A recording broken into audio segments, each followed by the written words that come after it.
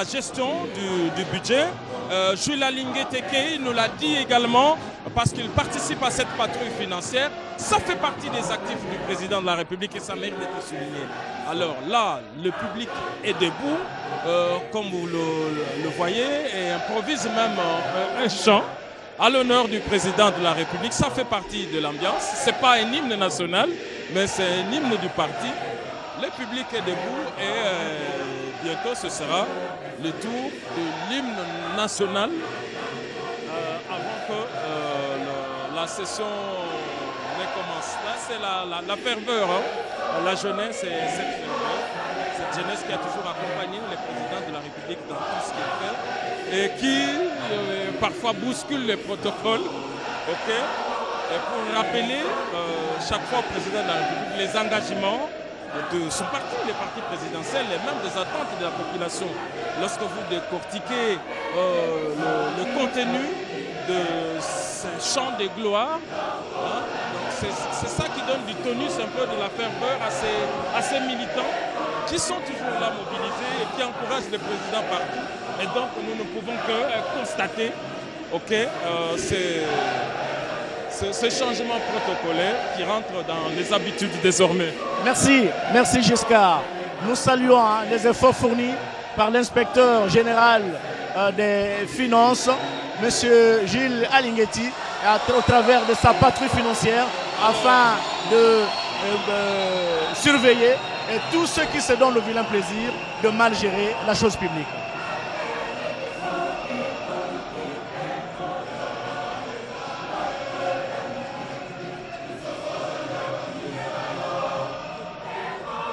Que bientôt le président du Congrès, après cet accueil chaleureux, je crois que voilà, le président du Congrès va demander à la population de pouvoir s'asseoir.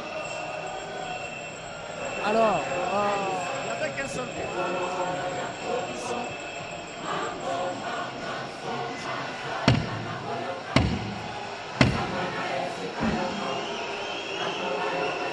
La séance est reprise et nous demandons au public au balcon d'observer les consignes du règlement intérieur. Donc vous devez maintenant vous taire et attendre le message de son Excellence Monsieur le Président de la République. Honorables membres du Congrès et chers collègues, l'ordre du jour de la présente séance appelle les points ci-après. 1. Adoption de l'ordre du jour. 2. Audition du discours de son Excellence Monsieur le Président de la République sur l'état de la nation. Le Congrès peut se prononcer quant à l'adoption de cet ordre du jour. Qui sont pour? Qui sont contre? Qui s'abstiennent? Au vu du résultat de vote, l'ordre du jour est adopté. Honorables membres du Congrès et chers collègues, à présent, nous abordons le second point de notre ordre du jour, point relatif à l'audition du discours de son Excellence, Monsieur le Président de la République, chef de l'État. Permettez-moi, au nom de tous les honorables membres du Congrès, à celui de mon collègue, mon estimé collègue président du Sénat, et au mien propre, de souhaiter la bienvenue dans cette salle de congrès du Palais du Peuple à l'occasion de l'adresse du président de la République. Je voudrais souhaiter la bienvenue à son Excellence, Monsieur le Président de la République, chef de l'État. On m'a dit que c'est à la fin.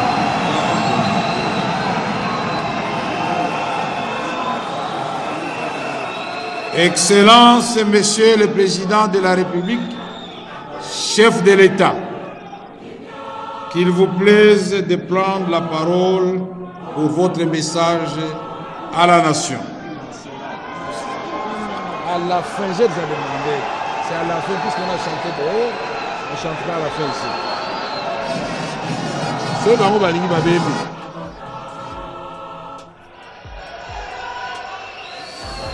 Entendu la partie importante de cette cérémonie. Le président va prendre la parole pour s'adresser à la nation devant les deux chambres du Parlement réunies en congrès. On écoute le garant de la nation.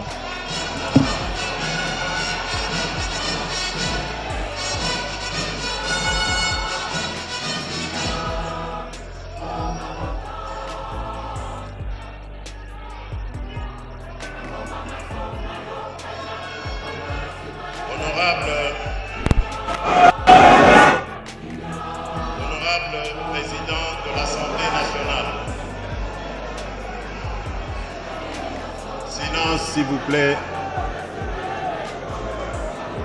Silence, s'il vous plaît.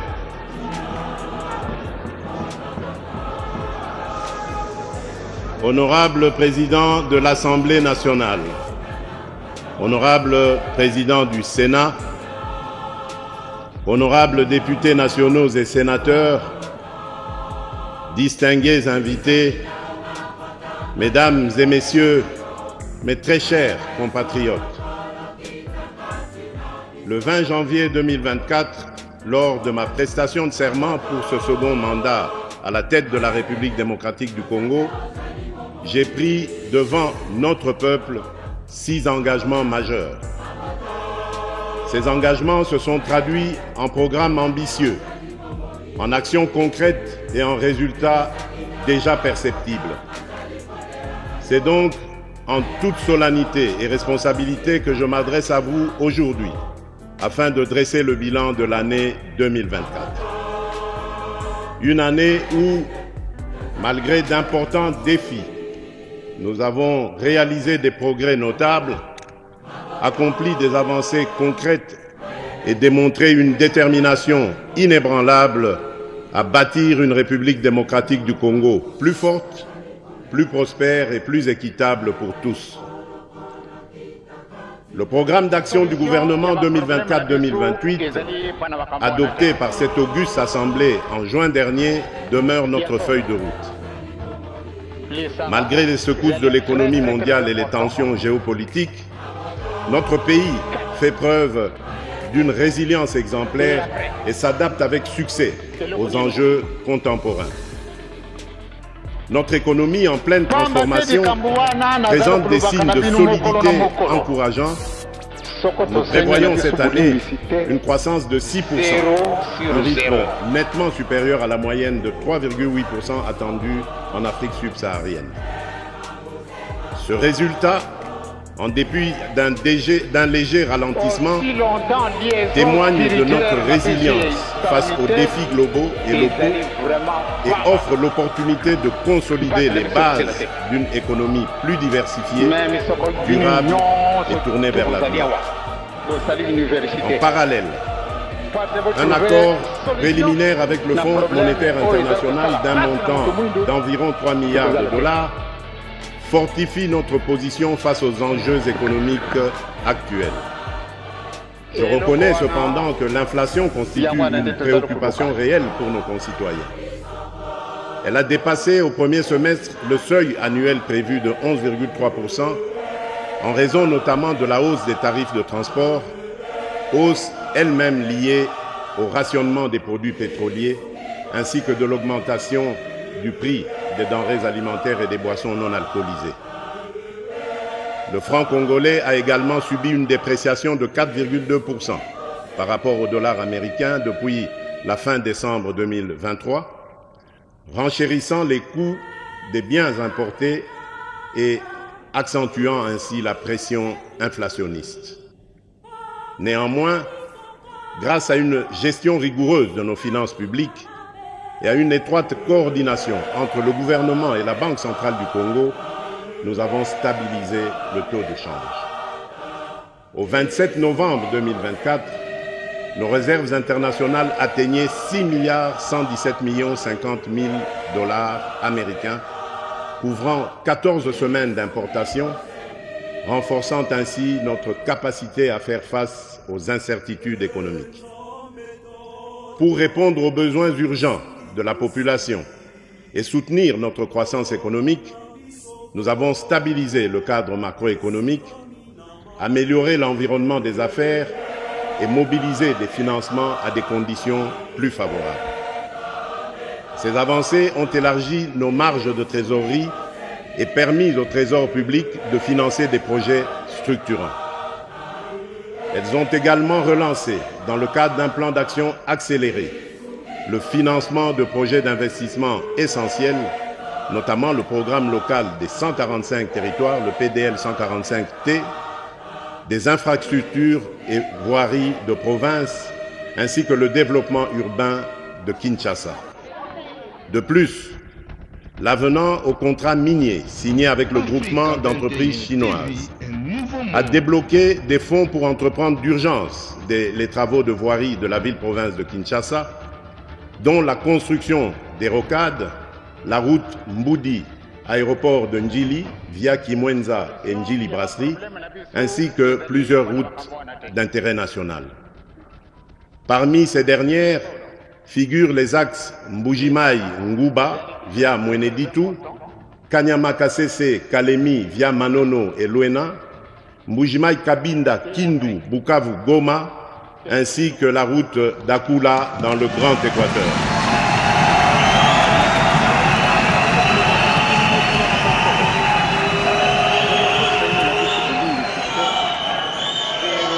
Cet avenant qui augure la deuxième phase du programme Minerais contre infrastructure permettra de doter notre pays des infrastructures routières de près de 7000 km reliant le nord et le sud, ainsi que l'est et l'ouest du pays, en passant par la grande région du centre. L'implémentation de ce programme dans les années à venir va contribuer à la promotion du marché intérieur, à la création d'emplois, à l'accélération du programme de développement à la base des 145 territoires, bref, à la diversification de notre économie nationale et au renforcement de sa résilience. Mes très chers compatriotes, il est vrai que la question de la vie chère s'invite aujourd'hui sur la table des décideurs que nous sommes. Je tiens cependant à rassurer la population. Dès la formation du gouvernement, après ma réélection, j'ai instruit la Première ministre de prendre des mesures urgentes pour protéger et renforcer le pouvoir d'achat des ménages. C'est dans cet élan que plusieurs mesures ont été prises, notamment la baisse des prix à la pompe, la stabilisation des prix des tarifs pétroliers et l'apurement des dettes des sociétés pétrolières.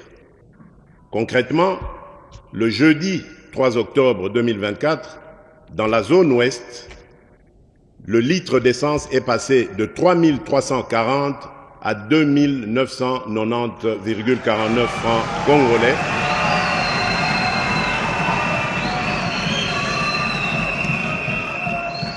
Et celui du gazoil est passé de 3 435 à 2 979,73 francs congolais.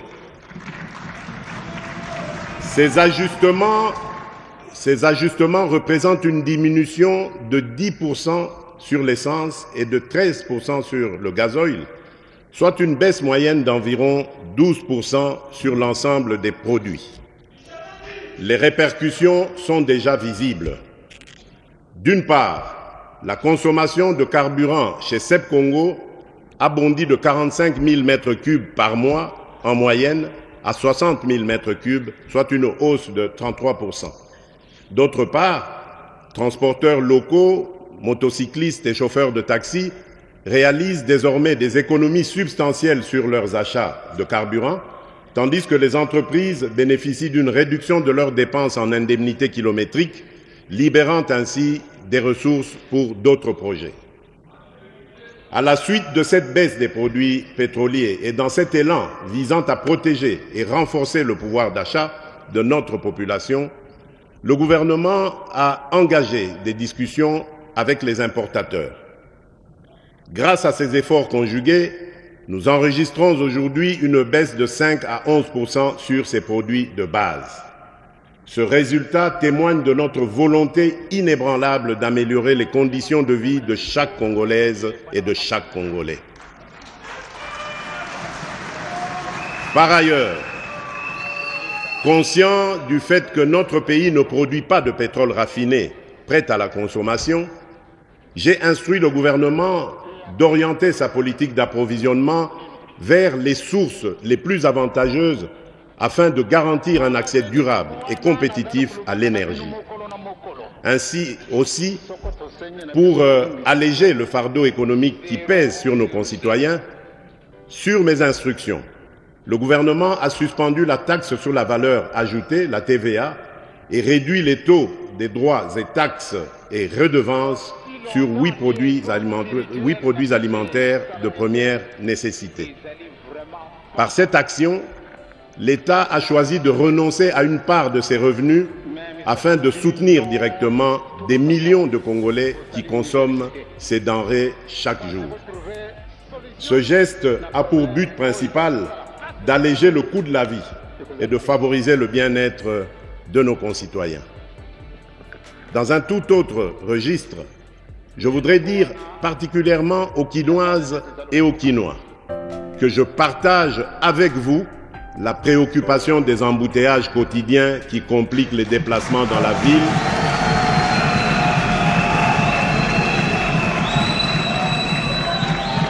La préoccupation des embouteillages quotidiens qui compliquent les déplacements dans la ville et augmentent le coût de la vie pour nos concitoyens. J'ai instruit le gouvernement de procéder à une évaluation approfondie des mesures existantes et de proposer dans les jours à venir des améliorations ou ajustements significatifs pour remédier à cette situation. Honorable Président de l'Assemblée nationale, honorable Président du Sénat, honorables députés nationaux et sénateurs, distingués invités, Mesdames et Messieurs, mes très chers compatriotes, la République démocratique du Congo s'est dotée du plan national stratégique de développement, le PNSD 2024-2028, un cadre ambitieux pour concrétiser la vision de développement du pays à l'horizon 2050. Cette vision repose sur la valorisation des immenses potentiels de nos secteurs extractifs et agricoles, avec pour objectif de bâtir une économie diversifiée, inclusive et résiliente. Au cœur de cette transformation, le secteur agricole joue un rôle central.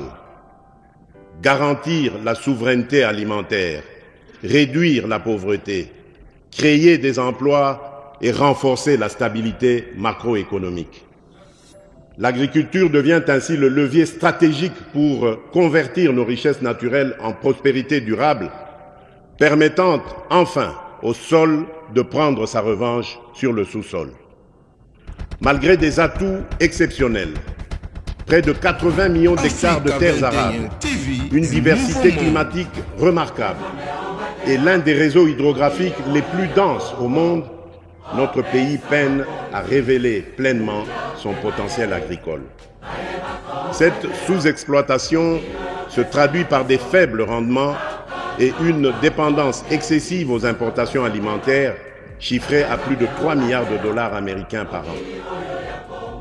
Les conflits armés dans le nord Kivu, le sud Kivu, l'Ituri, le Mai-Ndombe, le Kwilu et le Kwango, combinés à l'accès limité au financement, aux intrants agricoles et à des infrastructures insuffisantes, entravent profondément les chaînes d'approvisionnement et la production locale.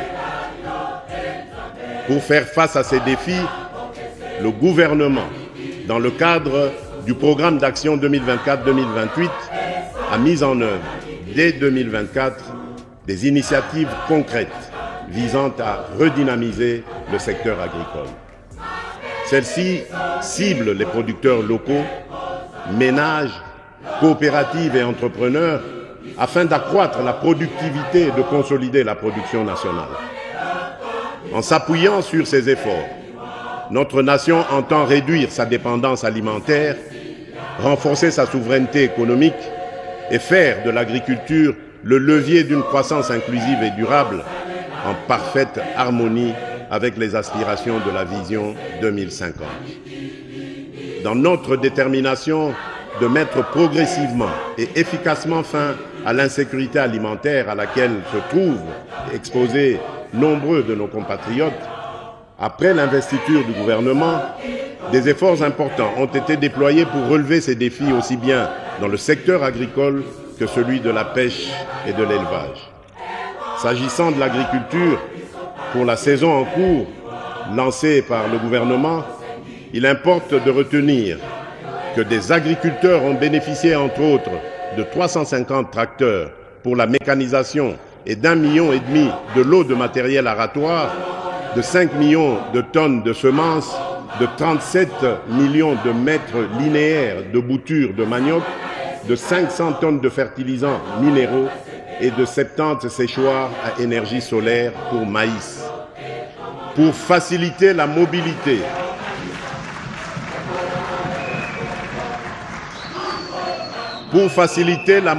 des techniciens et moniteurs agricoles, des motos et des vélos ont été remis afin d'assurer un meilleur encadrement des agriculteurs. Des facilités à titre d'exonération ont été accordées à plus de 200 entreprises pour l'importation de matières agricoles. Dans ce même élan de soutenir davantage le développement du secteur agricole, il y a lieu de noter que pour la première fois, à travers la loi de finances 2025 que je vais promulguer dans quelques jours, les crédits alloués à l'agriculture sont accrus et maintenus au-dessus de 11% du budget national, bien au-delà de l'objectif fixé dans le cadre des accords de Maputo.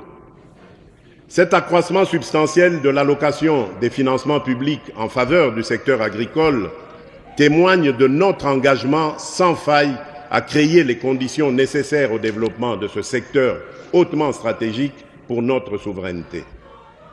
En octobre 2024, dans le cadre de notre coopération avec la Banque africaine de développement, nous avons lancé, par l'entremise du Fonds social de la République démocratique du Congo, le FSRDC, le programme de transformation de l'agriculture, le PTA-RDC, bénéficiant d'un financement de 6,6 milliards de dollars américains sur 10 ans.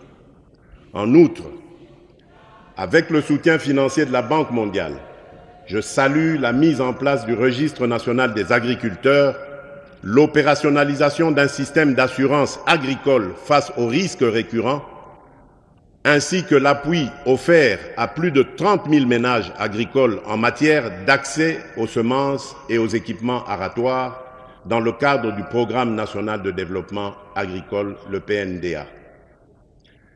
Honorable Président de l'Assemblée nationale, honorable Président du Sénat, honorables députés nationaux et sénateurs, distingués invités, mesdames et messieurs, mes très chers compatriotes, ces interventions mises en œuvre grâce aux ressources externes fournies par ces deux partenaires multilatéraux ainsi que d'autres acteurs, notamment les agences du système des Nations Unies et des partenaires bilatéraux, revêtent une importance cruciale.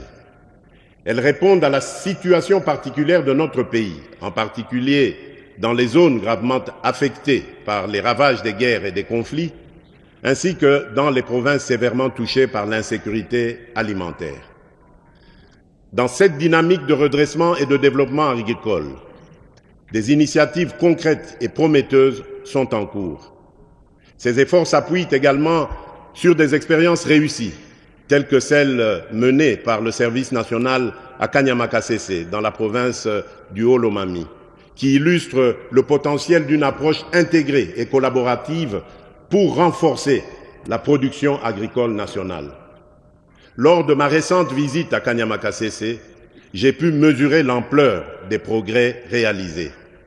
Sur ce site, près de 5000 hectares de maïs ont été emblavés durant la campagne agricole en cours et seront récoltés dès le début de 2025.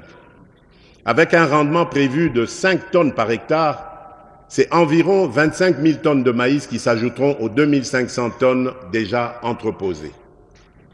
De plus, le cheptel bovin. Le cheptel bovin du service national à Kanyama-Kasese, parti de 1000 bêtes, en compte aujourd'hui 5000, témoignant ainsi de l'essor remarquable de ce programme. Cette expérience exemplaire mérite une attention particulière. La duplication de ce modèle dans d'autres provinces, en étroite collaboration avec les gouvernements provinciaux, constitue une piste d'action prometteuse. Elle repose sur la valorisation des talents de nos compatriotes, autrefois marginalisés, mais aujourd'hui transformés en véritables bâtisseurs de la nation. Cette démarche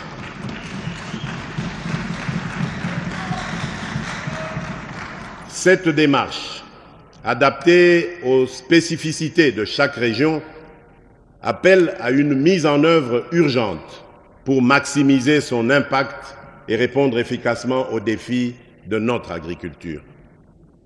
Dans cette même perspective, le gouvernement, avec le concours de mon cabinet, s'est engagé à amorcer la mise en œuvre de l'initiative de développement des agropoles à travers les 145 territoires du pays, ainsi que la promotion des parcs agro-industriels. Ces projets stratégiques, complémentaires aux pôles de développement agro-pastoraux, visent à accélérer la transformation agricole nationale tout en renforçant les bases d'une économie diversifiée. Des travaux préliminaires, notamment la cartographie des sites et les préévaluations, ont déjà été réalisés. La prochaine étape consistera à finaliser les études de faisabilité technique qui sont sur le point d'être lancées.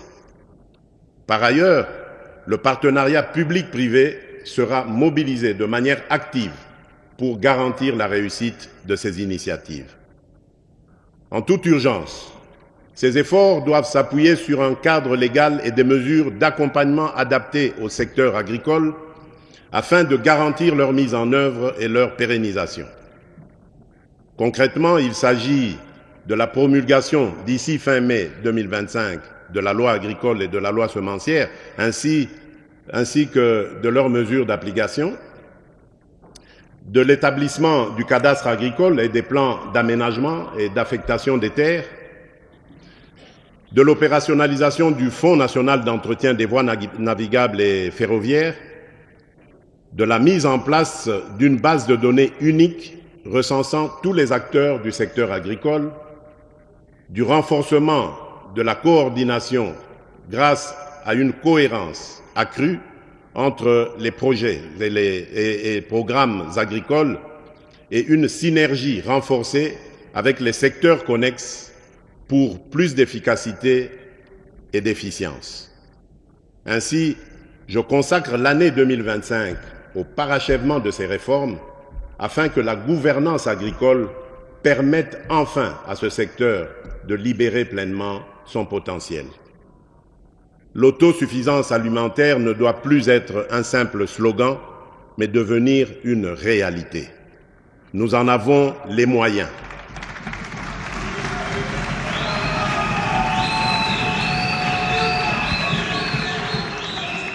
Conscient du rôle crucial de la pêche et de l'élevage dans la diversification de notre économie et la sécurité alimentaire, le gouvernement s'est également engagé dans des réformes structurantes.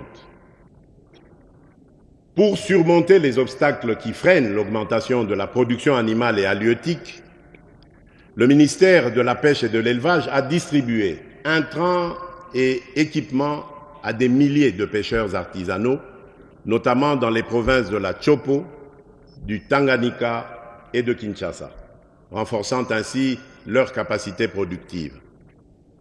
Poursuivant cette dynamique, le gouvernement a honoré ses engagements concernant l'acquisition de 8 bateaux de pêche industrielle. Les dernières formalités et ajustements techniques seront rapidement achevés afin de les mettre en service dans les meilleurs délais. De plus, pour relancer la filière avicole, un programme ambitieux a été adopté en octobre 2024, prévoyant le développement de 8 pôles à travers le pays. Ces pôles soutiendront les petits éleveurs, les fermes et les PME, consolidant la croissance de ce sous-secteur. Pour assurer la viabilité et maximiser l'impact de ces initiatives, je m'engage à allouer des ressources supplémentaires à l'encadrement, à la professionnalisation et à l'accompagnement des pêcheurs et des éleveurs. Enfin, l'Office national de pêche et d'aquaculture verra ses capacités opérationnelles renforcées afin de mener à bien sa mission au service de notre nation. Honorable Président de l'Assemblée nationale, honorable Président du Sénat, honorables députés nationaux et sénateurs, distingués invités, Mesdames et Messieurs, mes très chers compatriotes, le développement de notre secteur agricole ne se réalisera pleinement que si les conditions indispensables sont réunies dans les zones rurales. À ce titre, l'accélération de la mise en œuvre du programme de développement local des 145 territoires constituera une priorité majeure en 2025. Dans ce cadre, le projet de loi des finances 2025, soumis à l'examen du Parlement, prévoit des ressources substantielles pour des investissements stratégiques. La construction de routes de desserte agricole dans le volet 2, l'installation de réseaux d'eau potable et de microcentrales photovoltaïques dans son volet 3, ainsi que l'aménagement de marchés modernes et d'espaces de vie dans son volet 5, tel que défini dans la composante 1 du dit programme. Par ailleurs, la composante 2 du même programme met l'accent sur le renforcement des économies rurales et des chaînes de valeur afin d'améliorer la productivité, d'accroître les revenus des ménages et de consolider la sécurité alimentaire. L'aménagement des voies de desserte agricoles en désenclavant et en connectant les bassins de production jouera un rôle clé dans la dynamisation du secteur agricole et dans le bien-être des populations rurales. Pour l'année 2025, avec le gouvernement, je m'engage à réhabiliter 38 000 km de routes de desserte agricole prévues dans le PDL 145T et 11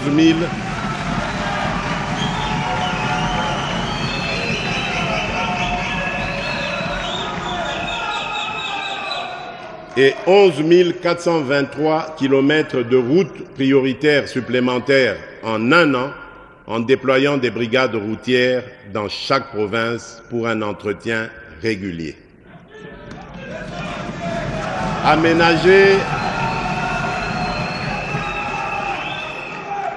Aménager 11 432 km de voies navigables destinées à la desserte agricole et construire des entrepôts portuaires adaptés.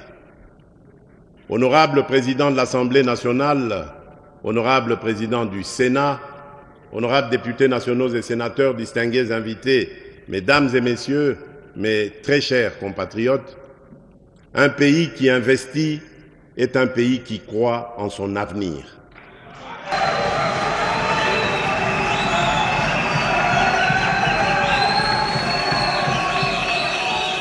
La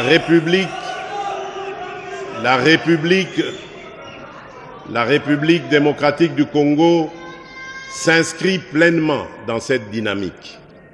Je tiens à souligner l'importance de nos projets structurants qui, pas à pas, façonnent notre destin. Ils transforment nos ambitions en réalisations concrètes et insufflent espoir et confiance à chaque Congolaise et à chaque Congolais. Dans la zone économique spéciale de Maluku, une nouvelle usine de fabrication de carreaux et de faïence a ouvert ses portes. Saphir Ceramics DRC SA, puisque c'est d'elle qu'il s'agit, bâtit grâce à un premier investissement de 40 millions de dollars, crée plus de 1000 emplois directs et des milliers d'emplois indirects tout en dynamisant l'économie locale.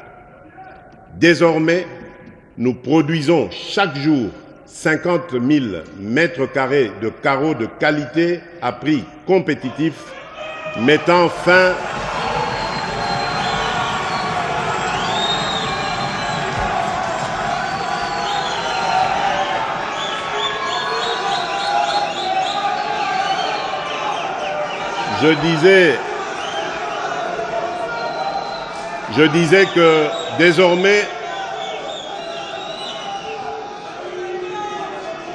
Je disais que désormais, nous produisons. D'accord. Désormais, nous produisons chaque jour 50 000 mètres carrés de carreaux de qualité à prix compétitif, mettant fin à l'importation et renforçant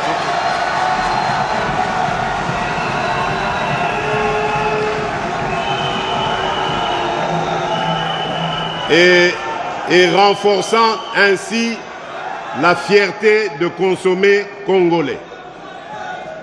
À proximité de là, Varom Beverages RDC SARL, franchise de Pepsi Cola, a lancé la production de boissons gazeuses avec une capacité de 1,2 million de bouteilles par jour.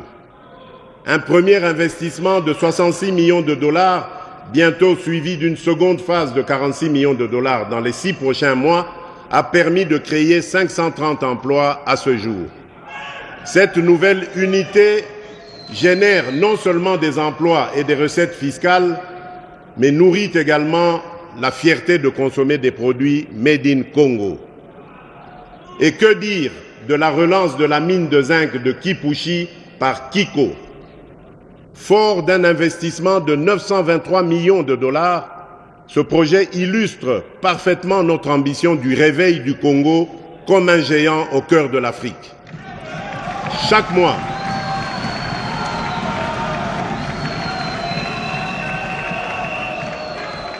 chaque mois, 45 000 tonnes de concentré de zinc sont produites, soit 540 000 tonnes par an, faisant de Kipushi la plus grande mine de zinc d'Afrique et l'une des plus modernes du monde. Plus de 900 emplois directs ont déjà été créés, avec une masse salariale annuelle avoisinant 48 millions de dollars, et des projets de transformation locale du zinc sont en cours, ajoutant encore plus de valeur et d'opportunités. Ce ne sont là que quelques exemples de projets qui fleurissent aux 4 coins du pays. Des routes, des ponts, des écoles, des hôpitaux, sans oublier la modernisation de nos aéroports, Bangboka aujourd'hui et bientôt Kolwezi, Mbujimai, Kananga, Bunia. Ainsi,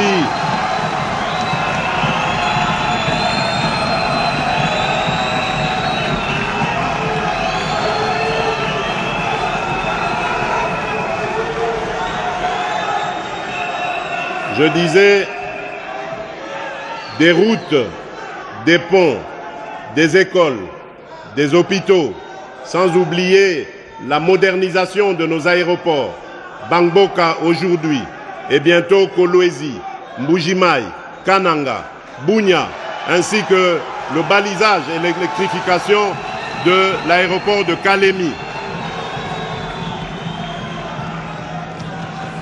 La République démocratique du Congo est un immense chantier, un pays en mouvement qui se construit un avenir radieux. Mesdames et messieurs, ce n'est que le début. Notre belle République démocratique du Congo poursuit sa marche en avant et l'avenir nous réserve encore de nombreux succès et autant de raisons d'être fiers.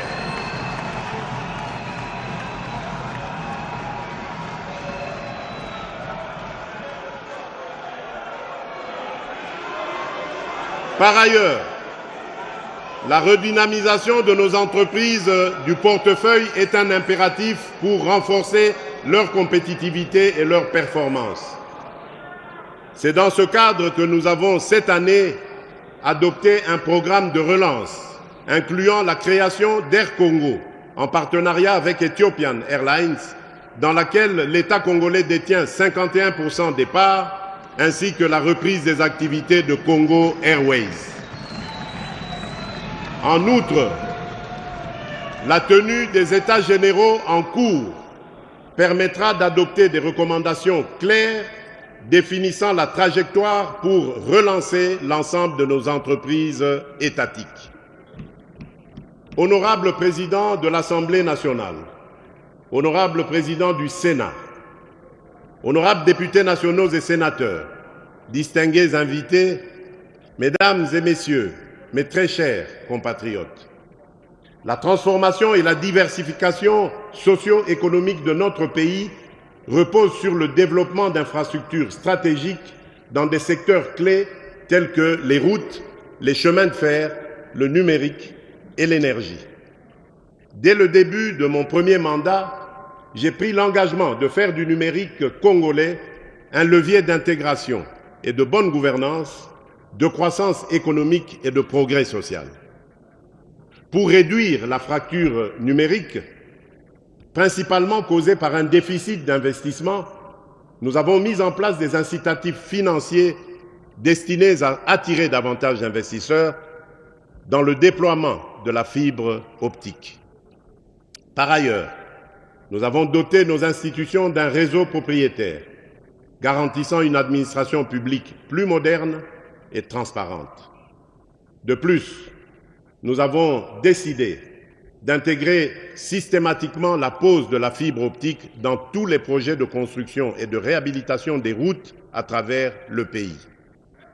À l'horizon 2030, cette initiative permettra à la République démocratique du Congo de se doter de réseaux à large bande interconnectant les grandes régions de notre pays.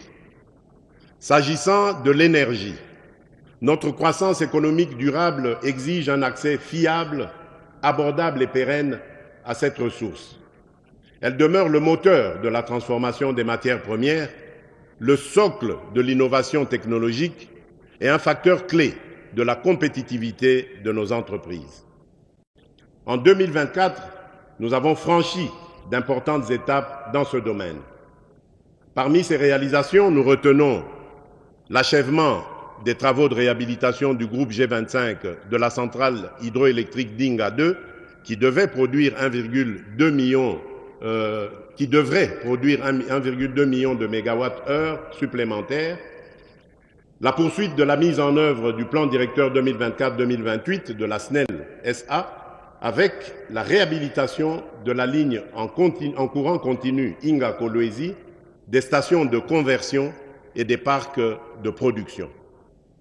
À terme, la capacité de transit passera de 600 MW à 800 MW d'ici début 2025 et à 1105 MW d'ici 2028.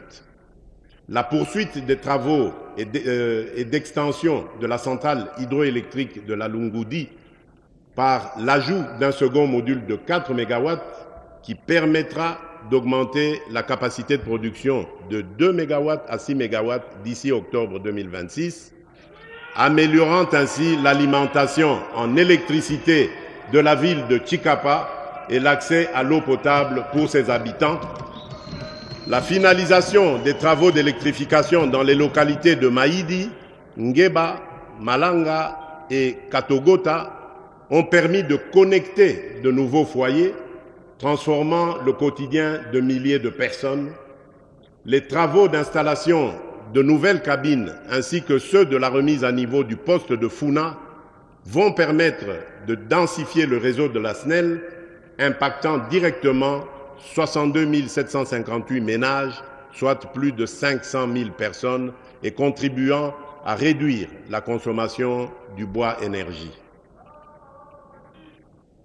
Le programme de densification des réseaux électriques du secteur privé au nord et sud Kivu, malgré un contexte sécuritaire difficile dans les agglomérations de Butembo, Beni, Lubero, Rutshuru, Nyiragongo et Goma, a permis d'alimenter 26 000 ménages et petites et moyennes entreprises, soit environ 210 000 personnes.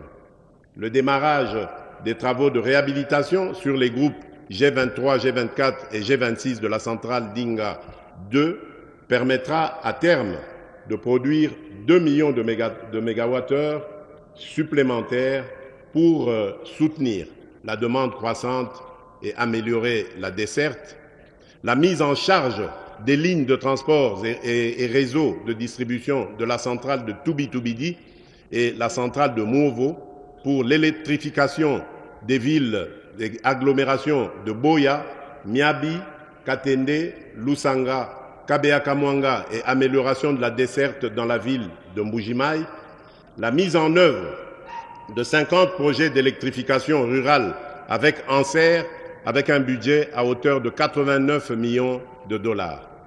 Ces projets permettront de connecter plus de 47 400 ménages et d'alimenter des activités à usage productif d'énergie ainsi que d'autres activités économiques. 9 projets de construction de centrales solaires sont en cours d'exécution à Bongandanga, Bassankusu, la périphérie de Mbujimaï, la périphérie de Kananga, Uvira, Luebo, Chilenge, Katanda et Mweka. La fin des travaux est prévue pour cette fin d'année 2024. Une capacité de 13,7 MW crête va bénéficier à 205 500 ménages. 26 projets de construction de centrales solaires enregistrent des taux d'exécution appréciables et pourront être potentiellement livrés au premier et deuxième trimestre 2025.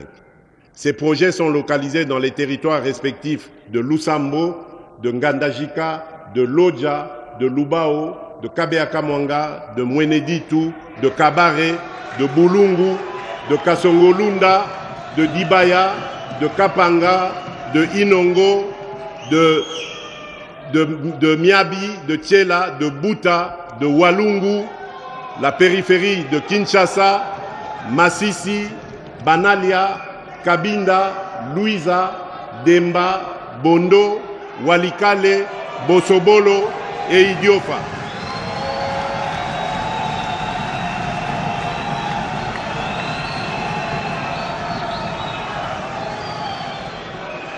Pour une capacité de 15,9 MW qui vont bénéficier à plus de 238 875 ménages.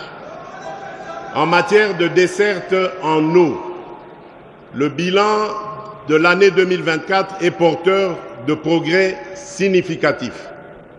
En milieu semi-urbain, les projets d'alimentation en eau potable et d'assainissement à Kasangulu, Lissala, Chikapa ont permis à près de 1,3 million de personnes d'accéder à des services essentiels. En milieu urbain, à Kinshasa, Lubumbashi et Matadi, les efforts déployés ont offert l'accès à l'eau potable à plus de 3,1 millions de personnes.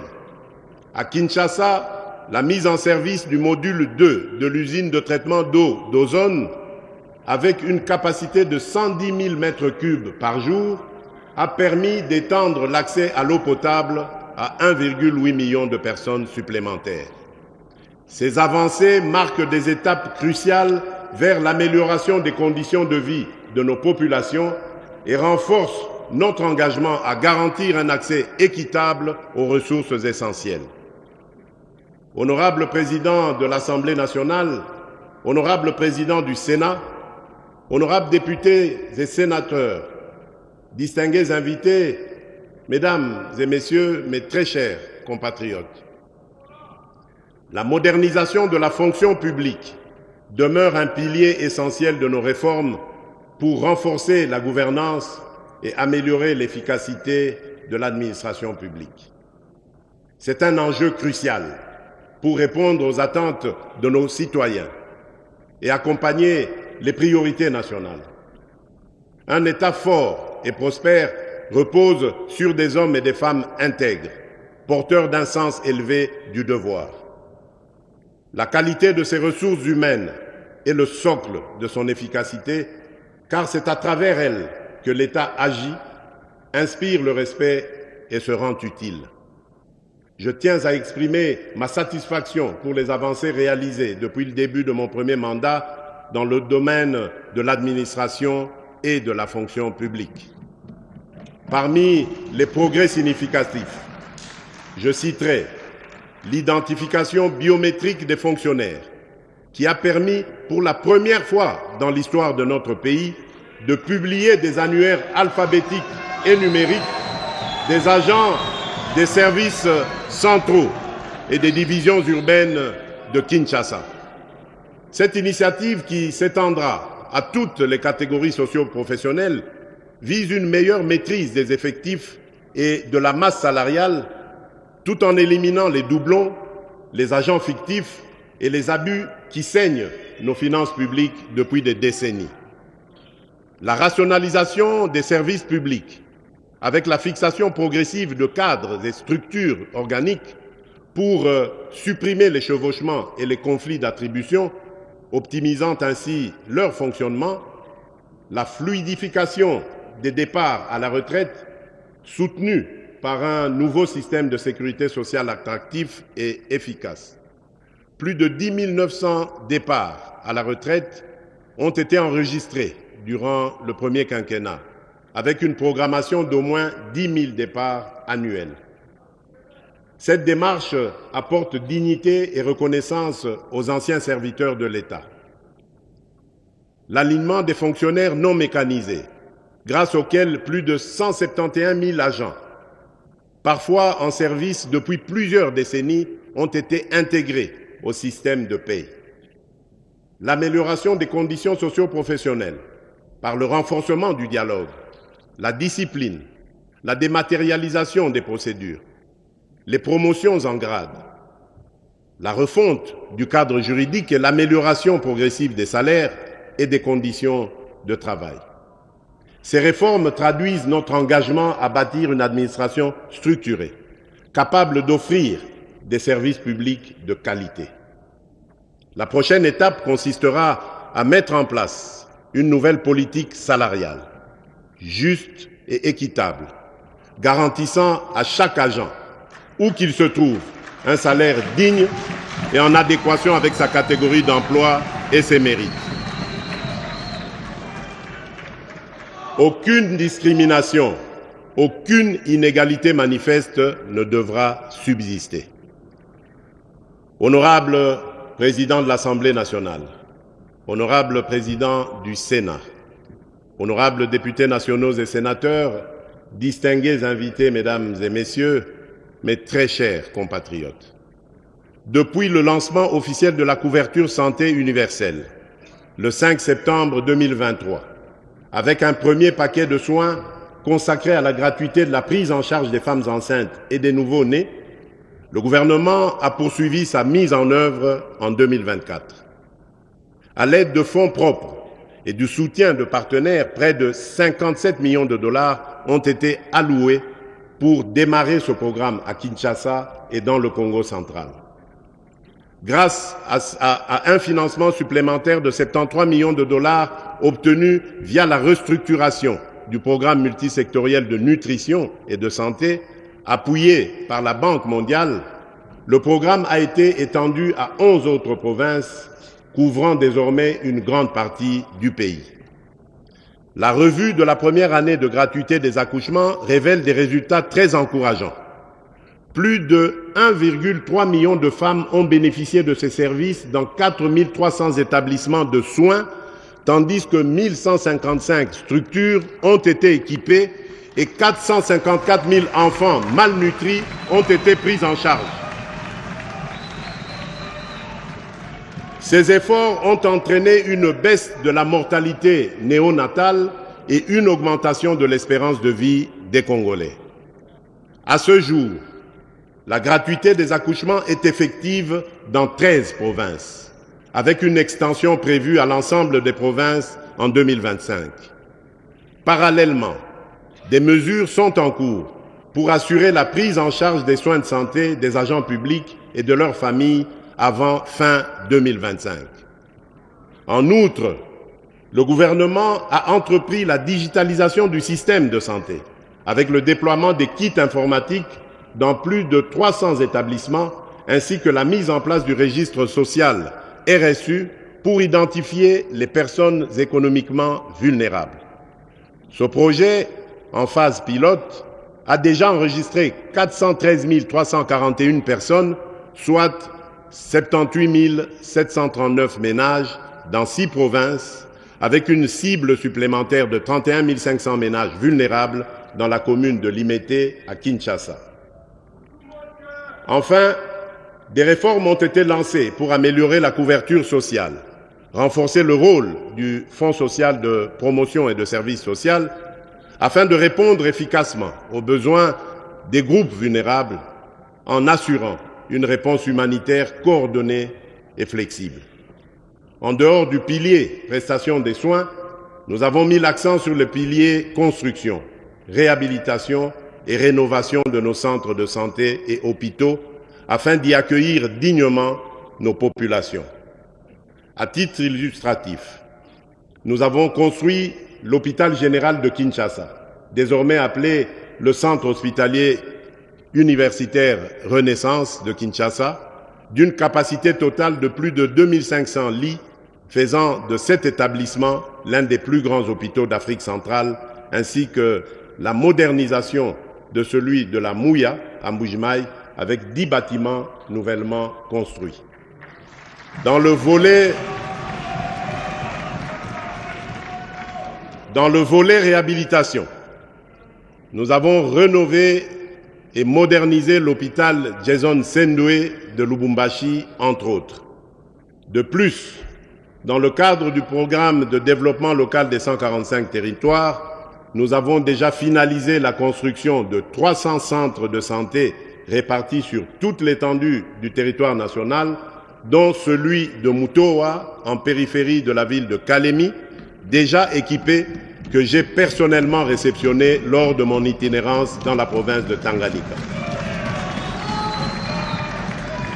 Honorables députés nationaux et sénateurs, Mesdames et Messieurs, dans le cadre des efforts visant à garantir un accès équitable aux soins, une attention particulière est accordée aux personnes vivant avec handicap afin d'assurer leur inclusion et leur droit à des services de santé adaptés et de qualité. Le soutien à cette catégorie de la population constitue un engagement majeur du gouvernement. Cette année, des réformes légales et réglementaires ont été mises en œuvre pour promouvoir leurs droits, notamment avec la création d'un secrétariat général leur dédié. Cela a permis le recrutement de 2000 agents, dont 60% sont des personnes vivant avec handicap ou issus de groupes vulnérables. Par ailleurs, le Fonds national d'appui à l'autonomisation et à l'accessibilité des personnes vivantes avec handicap a été opérationnalisé. Ce fonds finance des projets visant à renforcer leur autonomie et à lutter contre la pauvreté sur l'ensemble du territoire national. En complément, le gouvernement a débuté l'application d'une des résolutions des États généraux de l'enseignement supérieur et universitaire consistant à réduire les frais académiques pour les étudiants en situation de handicap. Concernant le pilier ressources humaines, au cours de cette année, le gouvernement a poursuivi les efforts en vue de la mécanisation et l'alignement du personnel de santé. En effet, à l'issue de l'atelier résidentiel de Bibois, nous sommes parvenus notamment à l'alignement à la prime de risque pour le 4e trimestre de l'exercice budgétaire en cours de plus de 1000 médecins, 500 agents administratifs, 1500 infirmiers, 50 dentistes, 20 médecins physiciens, 100 vétérinaires, 100 pharmaciens et 700 autres professionnels de santé. Le réajustement salarial de 5157 agents promus en grade, le paiement du second palier de 35% des indemnités de transport et de logement aux médecins, la poursuite des promotions en grade pour tous les agents de santé éligibles, garantissant ainsi une reconnaissance de leur mérite, la régularisation des situations administrative des personnes concernées en vue d'une meilleure gestion. Tout ceci s'ajoute aux efforts déjà consentis en vue de l'amélioration des conditions sociales des prestataires des soins de santé de notre pays, avec un cumul de près de 40 000 alignés, dont plus de 10 000 médecins. Il convient de noter également que depuis mon accession au pouvoir, le respect de nos engagements, notamment en termes de paiement des fonds de contrepartie des vaccins de routine pour les enfants de moins de 5 ans, se situant environ à 16 millions de dollars américains chaque année, contribue à la baisse de la mortalité des enfants sur l'étendue du pays. En termes de perspectives dans le secteur de la santé, en lien avec l'atteinte des objectifs de développement durable, la priorité sera accordée à l'extension de la gratuité de la maternité et la prise en charge du nouveau-né sur l'ensemble des 26 provinces. Il en sera de même pour le démarrage du paquet de soins de base qui concernera les policiers, les militaires et les fonctionnaires ainsi que leurs dépendants pour, à terme, couvrir l'ensemble de la population. Le gouvernement s'engage également à doter chaque province d'un hôpital de référence afin de mettre un terme aux déserts médicaux.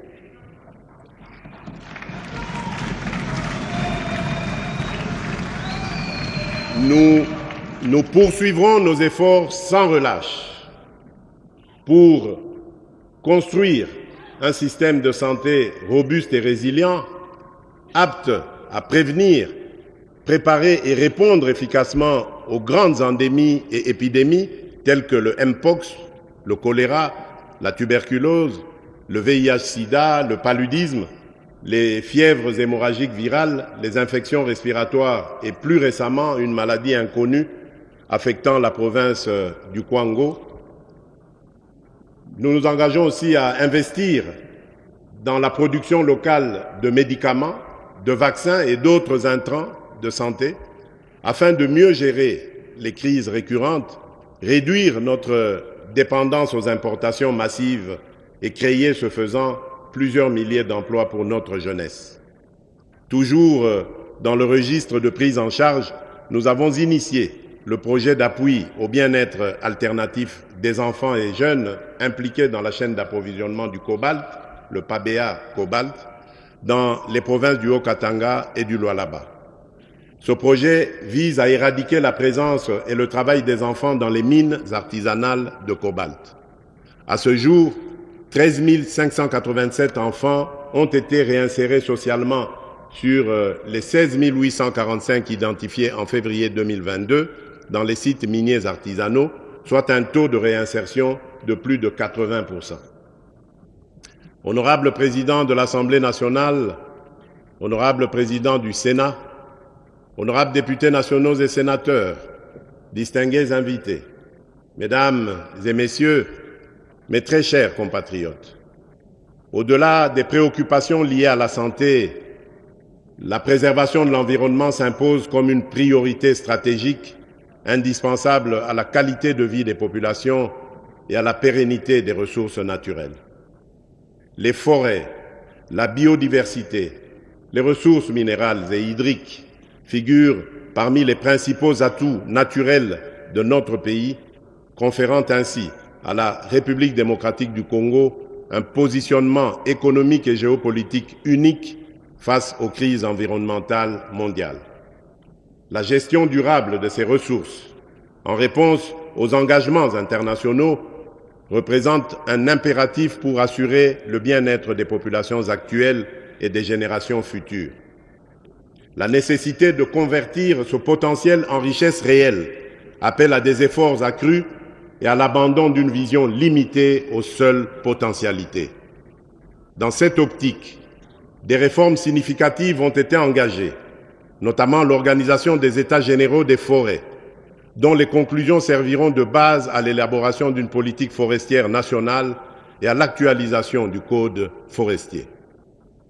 Parallèlement, un processus d'élaboration d'un plan stratégique pour la gestion durable des tourbières a été lancé visant à protéger cette ressource naturelle tout en générant des bénéfices pour le pays. En outre, le projet de création d'une aire protégée communautaire de plus d'un demi-million de kilomètres carrés, dénommé Couloir vert Kivu-Kinshasa, marque un engagement supplémentaire en faveur de la conservation. Destinée à devenir la plus vaste aire protégée au monde, ce couloir vert contribue aux objectifs internationaux tels que l'initiative 30x30 et le défi de Bonn. Ce couloir vise à préserver et à restaurer les forêts tropicales humides, les tourbières et d'autres écosystèmes cruciaux, tout en favorisant l'agriculture de conservation, indispensable à la résilience climatique et au développement durable. Tout en saluant les différentes initiatives en cours, j'appelle le gouvernement à accélérer la mise en œuvre des réformes engagées en vue de doter notre pays des meilleurs instruments juridiques, institutionnels, politiques ainsi que des normes environnementales indispensables à la gestion responsable de nos écosystèmes. Honorables députés nationaux et sénateurs, mesdames et messieurs, lors de la COP29 sur le climat tenue à Bakou en Azerbaïdjan, les pays développés ont pris l'engagement de mobiliser annuellement d'ici 2035 300 milliards de dollars américains pour financer des initiatives climatiques dans les pays en développement. Pour permettre aux pays de tirer pleinement parti de ces financements, des réformes structurelles s'avèrent indispensables. L'amélioration de la capacité d'absorption des financements climatiques passe notamment par une évaluation et une actualisation rapide de la contribution déterminée au niveau national, la CDN, afin de mieux identifier les besoins en adaptation au changement climatique et de diversifier les sources de financement disponibles. La mobilisation effective du secteur privé constitue également une priorité stratégique incontournable. À cet effet, la République démocratique du Congo est appelée à initier des réformes visant à mettre en place des mécanismes stratégiques et juridiques pour la gestion des risques climatiques et le verdissement du système financier congolais. Ces efforts incluent la traçabilité budgétaire des financements climatiques ainsi qu'une participation active à la structuration et à la régulation du marché du carbone qui devient une nécessité absolue. Par ailleurs, le renforcement du cadre de coordination et d'orientation de l'aide au développement ainsi que de la finance climatique figure parmi les priorités majeures du gouvernement pour l'année 2025. Ces initiatives visent à aligner les ambitions climatiques du pays avec les opportunités de financement international, tout en assurant une gestion durable et transparente des ressources mobilisées dans la continuité des efforts pour préserver l'environnement et garantir un développement durable.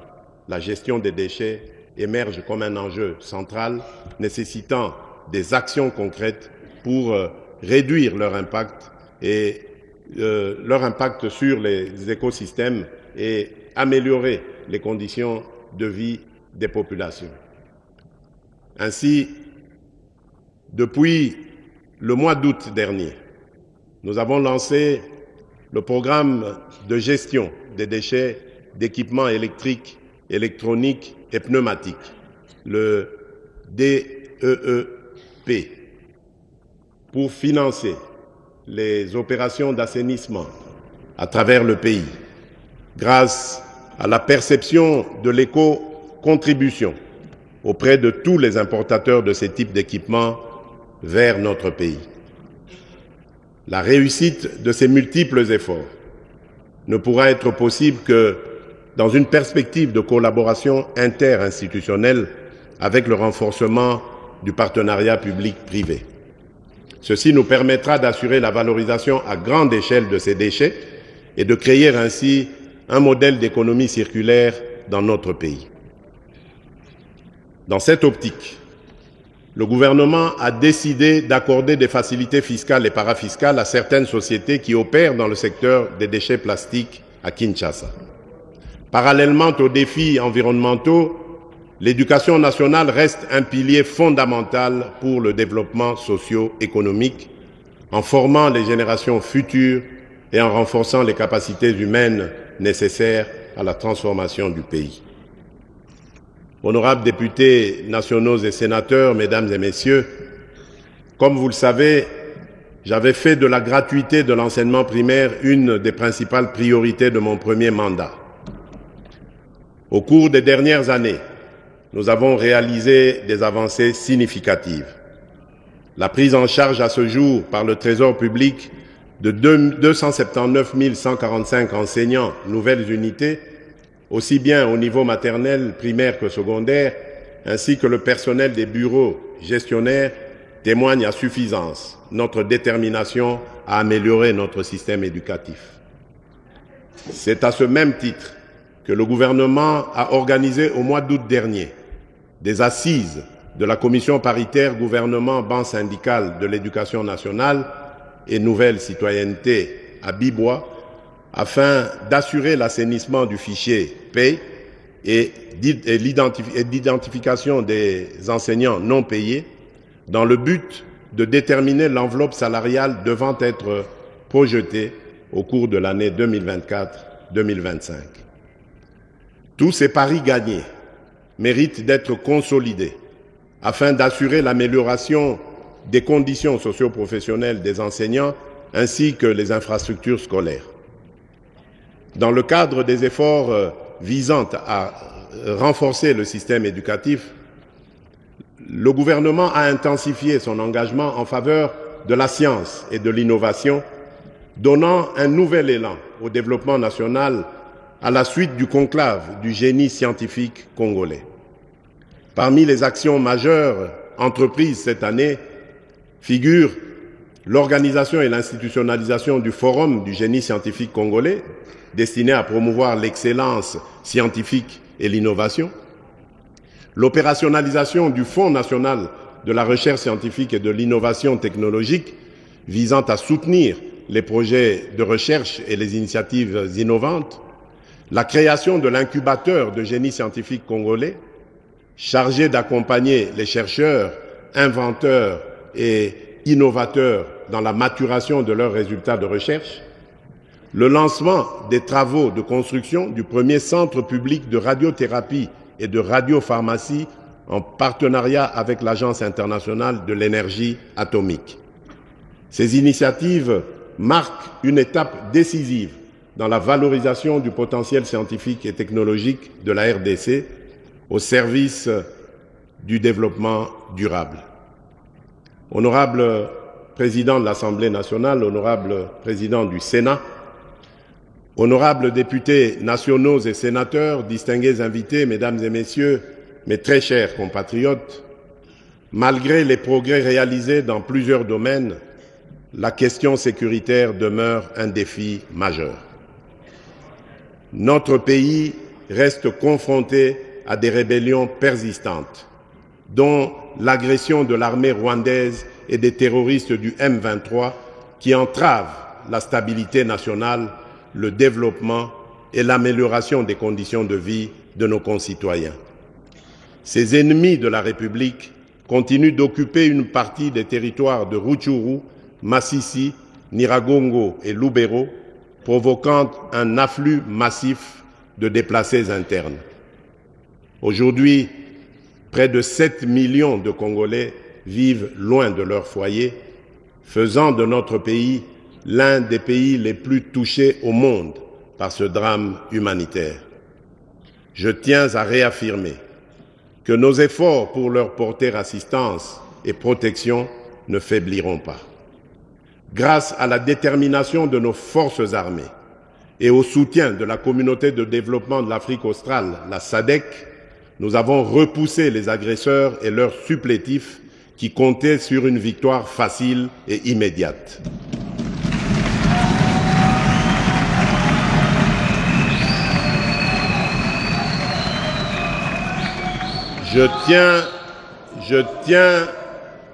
Je tiens à exprimer ma profonde gratitude au président João Manuel Gonçalves Lourenço de la République d'Angola pour son engagement résolu en tant que médiateur dans la quête de la paix à l'est de notre pays. Je remercie également la SADC qui vient de renouveler d'une année le mandat de sa mission en République démocratique du Congo, la SAMI d'IRC, témoignant ainsi de son attachement au principe de sécurité collective et de son appui dans le processus de pacification. L'opérationnalisation du plan de programmation militaire lancé l'an dernier et poursuivi cette année rendra nos forces armées plus efficaces sur le terrain. J'ai la conviction que cette approche contribuera à rétablir définitivement la paix et à préserver l'intégrité territoriale de notre nation. C'est ici l'occasion de saluer la mémoire de nos vaillants militaires, des forces de résistance, les Wazalendo, et des soldats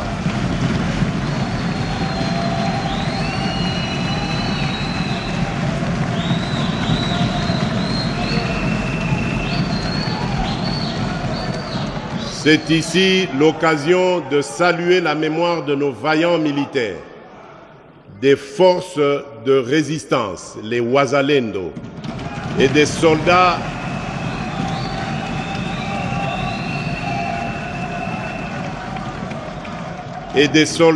de pays amis tombés pour défendre l'intégrité de notre territoire, ainsi que celle de tous nos compatriotes injustement fauchés par la guerre, la violence, la maladie ou les calamités naturelles. En leur honneur, je vous invite à vous lever et à observer un moment de recueillement.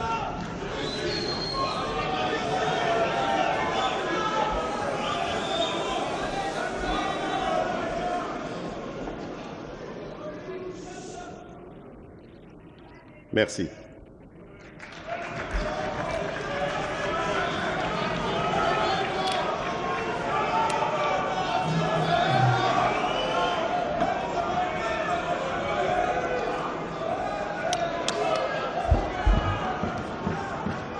Honorables députés nationaux et sénateurs, mesdames et messieurs, au-delà des déplacements massifs de population provoqués par la guerre, un phénomène alarmant s'observe.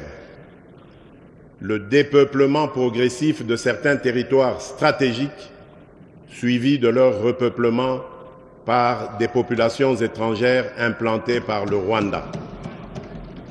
Cette dynamique soulève des enjeux majeurs en termes de souveraineté nationale, d'équilibre démographique et de cohésion sociale, nécessitant une réponse urgente et coordonnée. S'agissant de l'état de siège, j'ai instruit Madame la Première ministre de procéder à l'évaluation sur le terrain des mesures de son assouplissement décidées l'année passée. Des décisions appropriées seront prises au regard des recommandations issues de la dernière mission interinstitutionnelle effectuée dans les provinces du Nord Kivu et de l'Ituri, du dispositif transitoire et graduel de l'état de siège. En ce qui concerne le banditisme urbain, particulièrement le phénomène Kuluna, je suis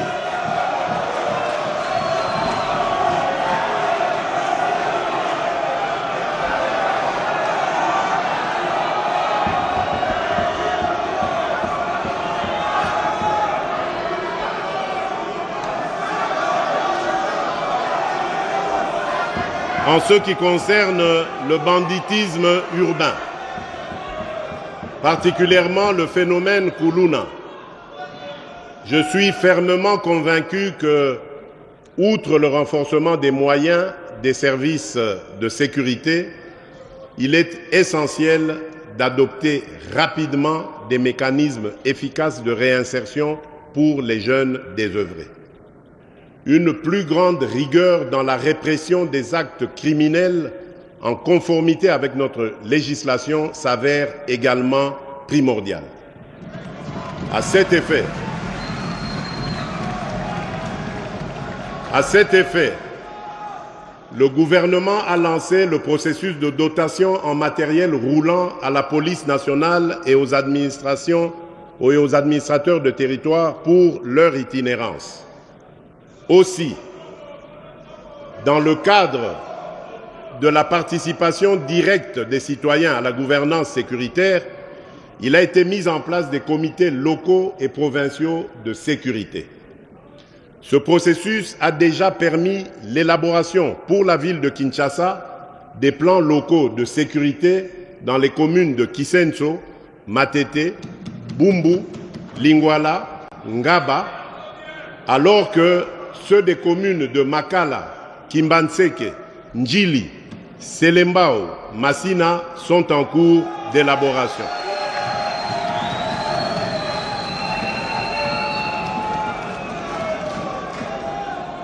Il en sera de même pour les autres villes de la République.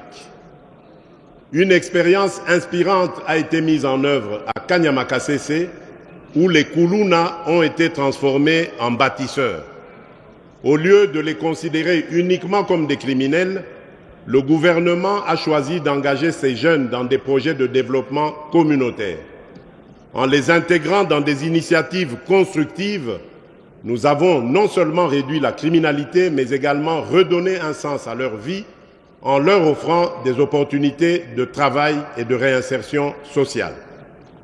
Toutefois, l'État restera intraitable face à ceux qui tourneront le dos aux opportunités de réinsertion sociale offertes. Face à eux, la loi s'appliquera dans toute sa rigueur. Honorables députés nationaux et sénateurs, honorables députés nationaux et sénateurs, mesdames et messieurs, s'agissant toujours de la question de la sécurité, il est essentiel de relever particulièrement que le domaine des affaires coutumières, l'une des sources non négligeables de certains conflits susceptibles de générer de l'insécurité à grande échelle, doit aussi attirer l'attention du gouvernement. Au cours de l'année écoulée, le gouvernement a entrepris plusieurs initiatives pour assainir ce secteur afin d'anticiper sur les conflits.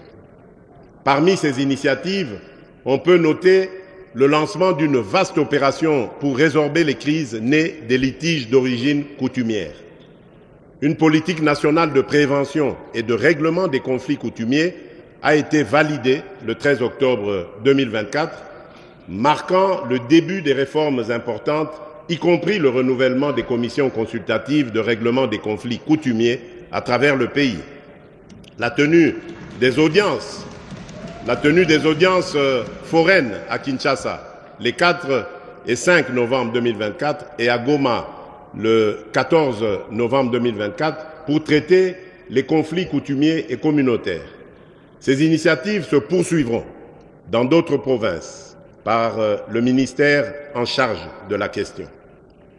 Les activités de médiation et de réconciliation menées à ce jour dans les provinces du Sud Kivu, du Mai-Ndombe, de la Chopo et du Tanganyika, en vue de pacifier les zones touchées par des conflits intercommunautaires. La certification des entités coutumières pour contribuer à la régulation de leur administration et à la mise en place de données fiables pour la gestion de ce secteur, la reconnaissance des chefs coutumiers par la signature d'arrêtés ministériels collectifs en vue de renforcer la sécurité juridique et rétablir l'autorité de l'État, le projet pilote de reconnaissance et régularisation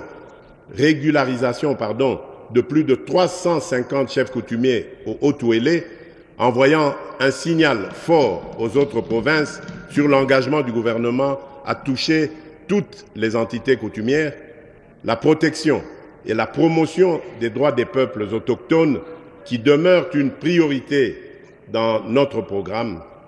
Les affaires coutumières sont un pilier de notre société et un vecteur de paix. En renforçant le rôle des chefs coutumiers et en améliorant la gestion des affaires coutumières, nous contribuerons à la stabilité de notre pays et à la cohésion de de nos communautés. Mes chers compatriotes, autant avec l'arrivée des éleveurs Mbororo dans le Haut-Ouélé en quête de pâturage qu'avec les diverses communautés ethniques dont regorge notre pays, le contrôle des terres est un problème qui a engendré des tensions entre les communautés locales exacerbées par des conflits liés aux ressources et des actes de pillage. Pour répondre à cette situation, le gouvernement a initié plusieurs actions, notamment le dialogue intercommunautaire, le renforcement de la sécurité, la mise en place de programmes d'intégration, la sensibilisation aux droits et devoirs. Ces mesures visent à apaiser les tensions et à instaurer une coexistence durable entre les communautés visiteuses et les populations locales, tout en garantissant la sécurité et l'équité pour toutes les parties concernées. Honorable Président de l'Assemblée nationale, honorable Président du Sénat, honorables députés et sénateurs, distingués invités, Mesdames et Messieurs, mes très chers compatriotes, l'un des leviers essentiels pour assurer efficacement la sécurité des personnes et de leurs biens, tout en protégeant les investissements et en favorisant la croissance économique, est la justice. Fidèle aux dispositions de notre Constitution et épaulé par nombre de nos compatriotes qui œuvrent souvent au péril de leur vie, je n'ai jamais ménagé mes efforts pour instaurer un véritable état de droit. Nous partageons l'objectif de disposer d'un appareil judiciaire solide, apte à mettre fin à l'impunité et à garantir l'égalité de tous devant la loi.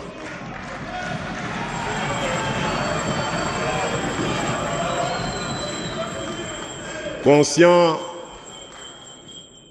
des défis qui freinent encore le bon fonctionnement du système judiciaire, nous avons engagé des actions concrètes. Après le recrutement par voie de concours de 5000 nouveaux magistrats, civils et militaires, un premier contingent de 2500 a déjà été nommé, formé et déployé. Un processus est déjà entamé pour la prochaine vague. Face à l'ampleur des enjeux et dans le but de fédérer tous les acteurs autour de notre quête d'un véritable état de droit, nous avons soutenu la réorganisation des états généraux de la justice. Les recommandations qui en sont issues guideront des réformes structurelles profondes comme l'amélioration des conditions de travail et de la gestion du personnel judiciaire, la construction d'infrastructures juridiques et pénitentiaires respectueuses des droits humains, le renforcement de la discipline au sein de la magistrature et l'intensification de la lutte contre l'impunité.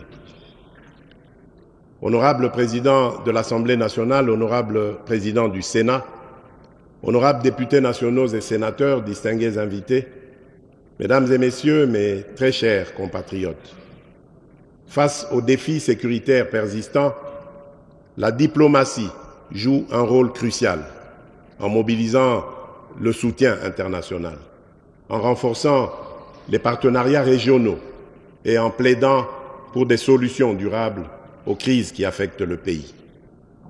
Elle devient un levier indispensable pour appuyer les efforts nationaux et promouvoir la paix et la stabilité dans la région.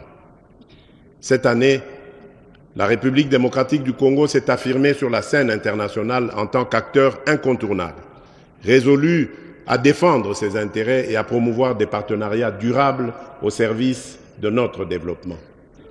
L'année 2024 a été marquée par des avancées diplomatiques majeures pour la direction du président Félix Tshisekedi, excusez mon humilité,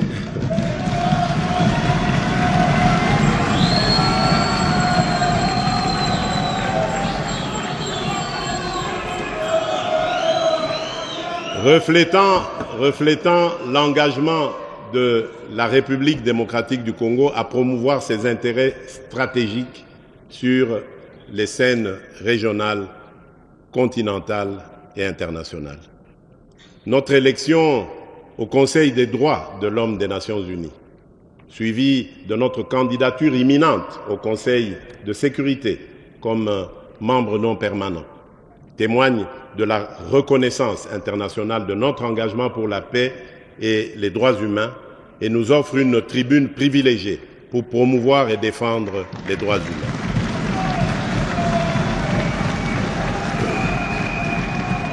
La présentation officielle de notre candidature à un siège non permanent au Conseil de sécurité de l'ONU témoigne de notre détermination à assumer davantage de responsabilités au sein de la gouvernance mondiale.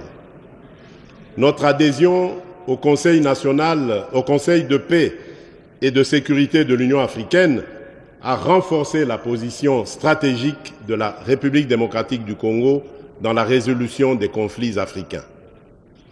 En ce qui concerne la MONUSCO, l'adoption d'un plan progressif de retrait priorisant le Sud Kivu, le Tanganyika et l'Ituri marque une nouvelle étape pour une sécurité nationale pleinement assurée.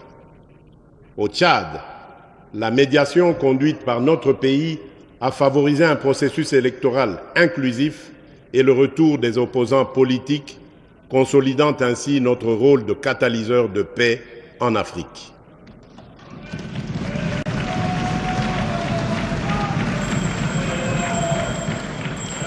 Par ailleurs, notre participation au Forum sur la coopération sino-africaine, le FOCAC, s'est traduite par la signature d'accords clés avec la Chine, touchant notamment les infrastructures, l'énergie et les mines, tout en veillant à une exploitation équilibrée de nos ressources stratégiques, en particulier le cobalt et le cuivre.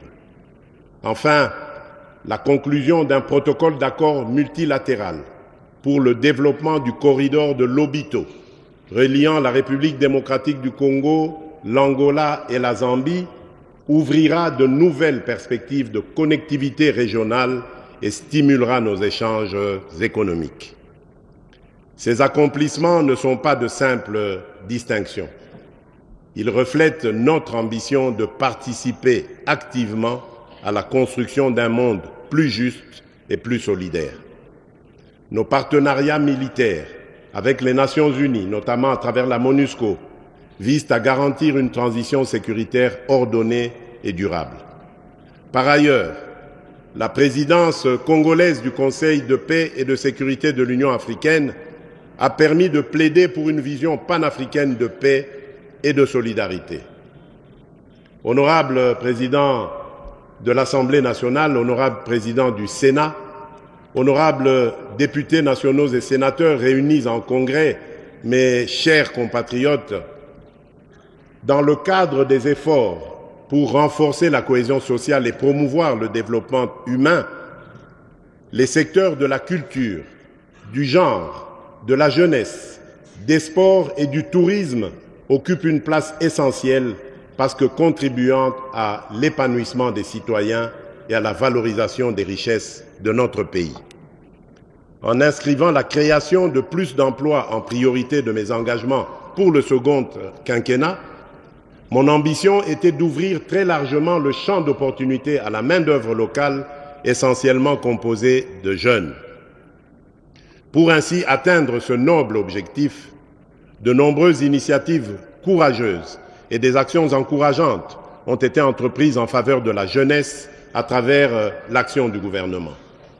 Il y a lieu de noter la mécanisation de plusieurs jeunes parmi les agents nouvellement alignés à la paye en 2024 dans le cadre du programme de rajeunissement de l'administration publique et de la magistrature. Conscient du rôle que doit jouer davantage cette jeunesse en faveur du développement de notre pays et au regard des enjeux de l'heure, j'avais résolu de requalifier les attributions du ministère lui dédié en ministère de la jeunesse et de l'éveil patriotique. Loin d'être une simple indication, Cette attribution exprime ma volonté de donner à la jeunesse la place qui est la sienne, notamment dans la préservation de l'intégrité territoriale et le respect des droits des citoyens. Chers jeunes, dire non aux sollicitations des ennemis de notre nation, dénoncer des complices de la souffrance imposée à notre peuple par nos agresseurs et barrer la route aux manipulateurs, c'est ça même le sens de l'éveil patriotique.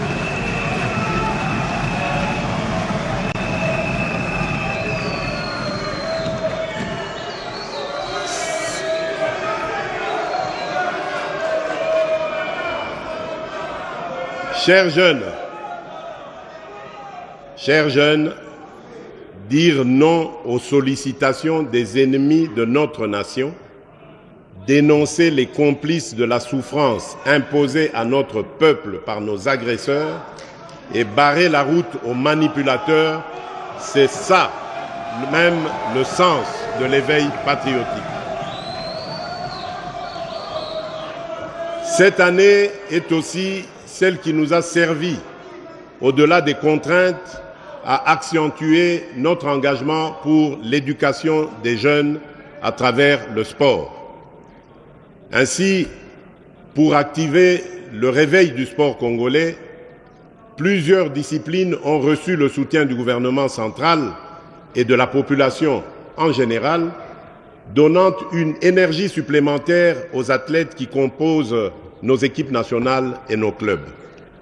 Comment ne pas évoquer les exploits sportifs de nos équipes nationales, de nos clubs, de nos compatriotes porte-étendards du pays sur l'échiquier national et international qui se sont distingués, autant par leur réussite collective que leur performance individuelle, faisant briller les couleurs de notre drapeau national.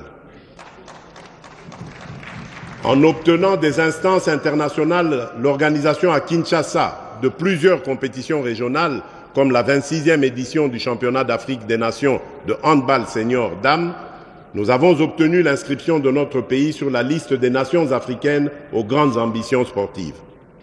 Pour assumer ces ambitions, nous avons poursuivi cette année les travaux de construction et de réhabilitation des infrastructures sportives dans quelques provinces du pays.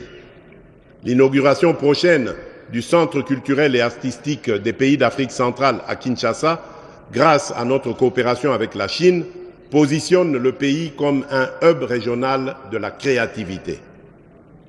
Un espace dédié à l'expression, à la formation, à l'innovation et aux échanges entre créateurs de tous les pays de la sous-région et du continent dans son ensemble, ainsi que ceux de la diaspora. Mes chers compatriotes, depuis mon accession à la magistrature suprême, j'ai fait de la protection des droits de l'homme et de la lutte contre les violences basées sur le genre une priorité nationale. Cette année, malgré les tentatives de dénigrement de nos détracteurs visant à affaiblir notre position sur la scène internationale, des progrès significatifs ont été réalisés. Parmi les avancées concrètes figure l'installation de centres intégrés offrant les services multisectoriels pour une prise en charge holistique des victimes dans plusieurs provinces, l'actualisation de la base de données pour mieux documenter et traiter les cas d'abus, ainsi que la poursuite de la campagne Tolérance zéro contre les violences sexuelles et l'impunité.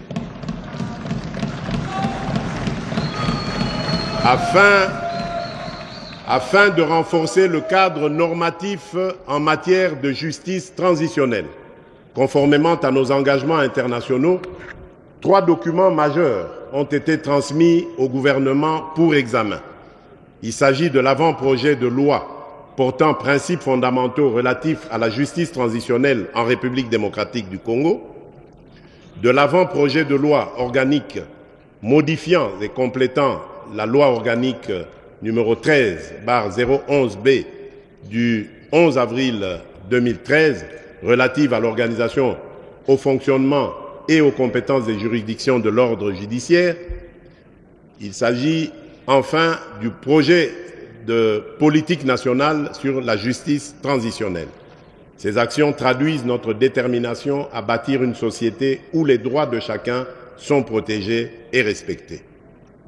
À propos de l'agenda de la résolution 1325 du Conseil de sécurité des Nations Unies sur les femmes, la paix et la sécurité, il est important de signifier que la République démocratique du Congo vient de finir l'élaboration du plan d'action national de la 3e génération qui constitue la mise en œuvre de la dite résolution.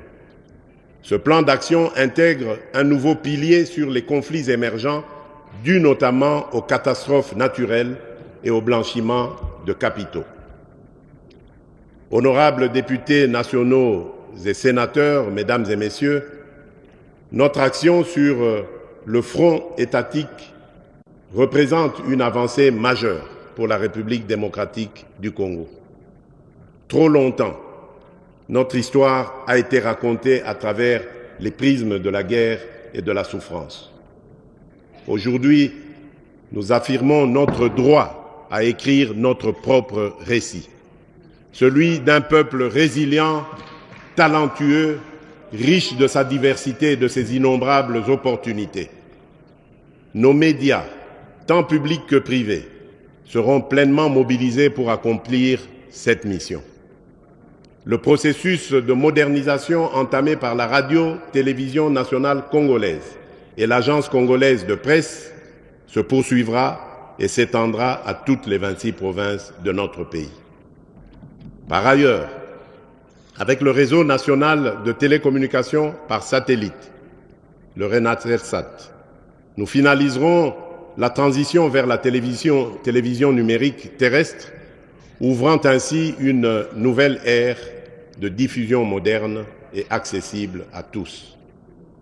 Nous devons continuer à investir dans notre jeunesse, en lui enseignant les fondamentaux qui façonnent notre nation, le patriotisme, la richesse de notre patrimoine culturel et la conscience de nos potentialités.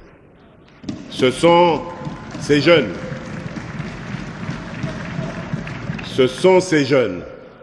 nos éclaireurs, qui porteront demain le récit inspirant de notre pays. Par ailleurs, face à la menace croissante des fake news, nous poursuivrons la mise en œuvre des réformes du secteur des médias et de la communication, conformément à l'agenda établi lors des États généraux de la communication et des médias. L'Union nationale de la presse du Congo, revitalisée, et le Conseil supérieur de l'audiovisuel et de la communication, le CESAC, travailleront ensemble pour garantir un paysage médiatique professionnel, libre et démocratique. Enfin, le front médiatique s'harmonise avec les fronts diplomatiques, judiciaires et militaires pour protéger une image forte, positive et unifiée de notre pays. Nous restons fermement engagés, car maîtriser notre récit et notre image est une condition essentielle de notre souveraineté, de notre dignité et de notre prospérité collective.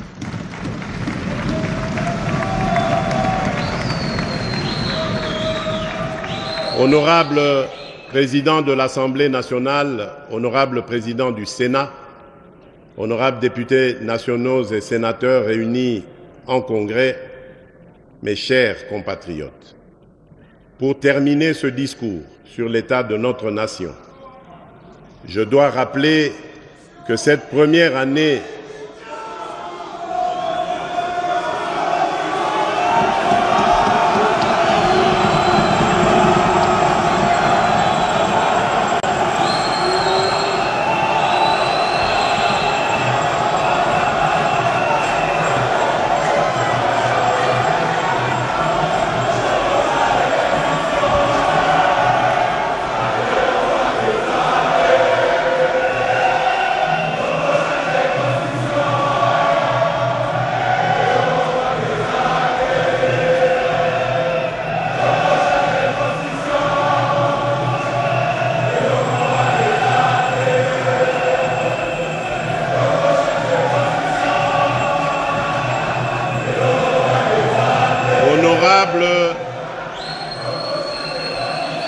Honorable Président de l'Assemblée nationale, Honorable Président du Sénat, Honorables députés et sénateurs réunis en congrès,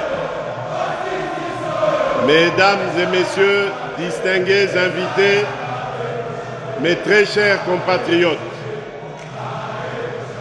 pour terminer ce discours sur l'état de la nation, je dois rappeler que cette première année de mon nouveau mandat a été marquée par un démarrage raté, ou plutôt retardé, j'allais dire, notamment en raison du temps nécessaire mis pour la désignation de la Première ministre et la mise en place des institutions conformément aux prescrits de notre Constitution.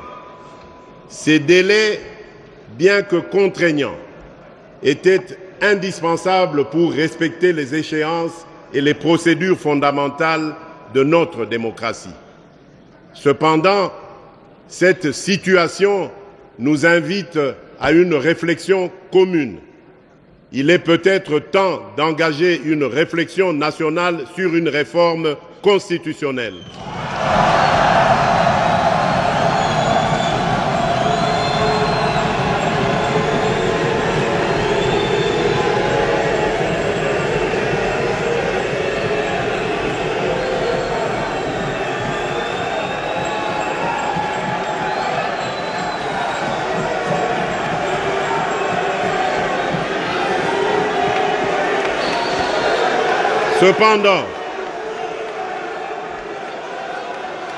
Cependant, cette situation nous invite à une réflexion commune.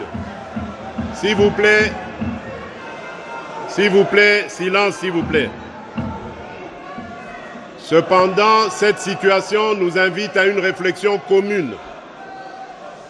Il est peut-être temps d'engager une réflexion nationale sur une réforme constitutionnelle afin d'éliminer les failles qui ralentissent le fonctionnement de notre appareil étatique.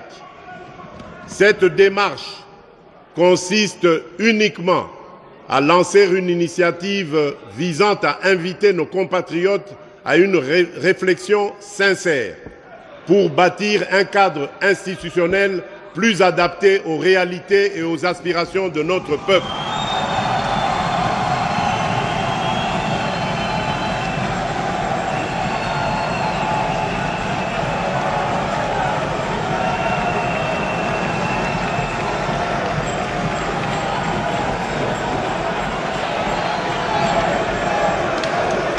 Je reste convaincu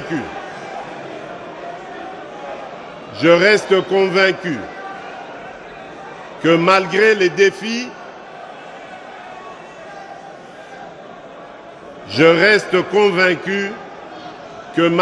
défis, unis, nous pouvons transformer nos potentialités en richesses réelles, nos faiblesses en force et notre diversité en un facteur de cohésion.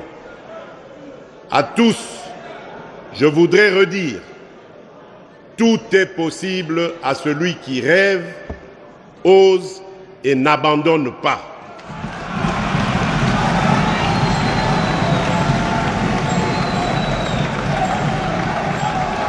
C'est dans cet esprit que je réaffirme mon engagement indéfectible à servir la République démocratique du Congo et son peuple.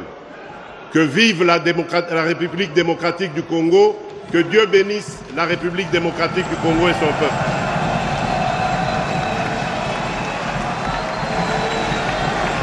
Voilà, très chers téléspectateurs, un discours magistral du garant de la nation, garant du bon fonctionnement des institutions, le président de la République, le chef de l'État Félix Antoine Tshisekedi Tshilombo. Discours commencé à 12h10 et le discours se termine à 13h05. Chef de l'État, au balcon, nous vous demandons quelques instants de silence.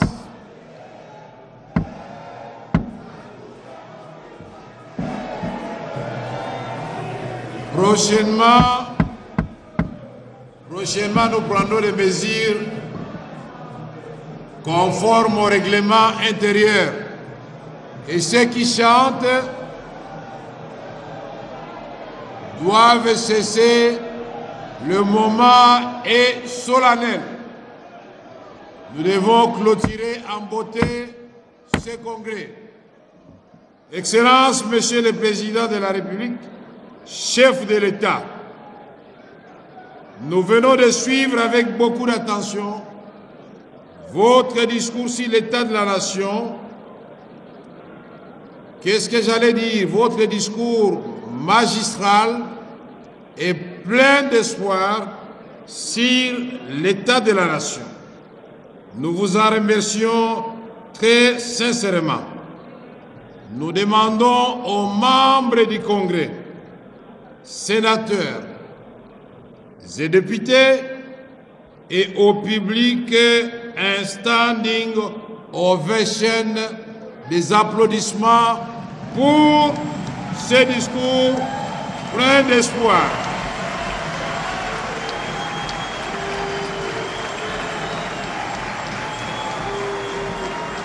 Merci. Asseyez-vous, honorables membres du Congrès et chers collègues.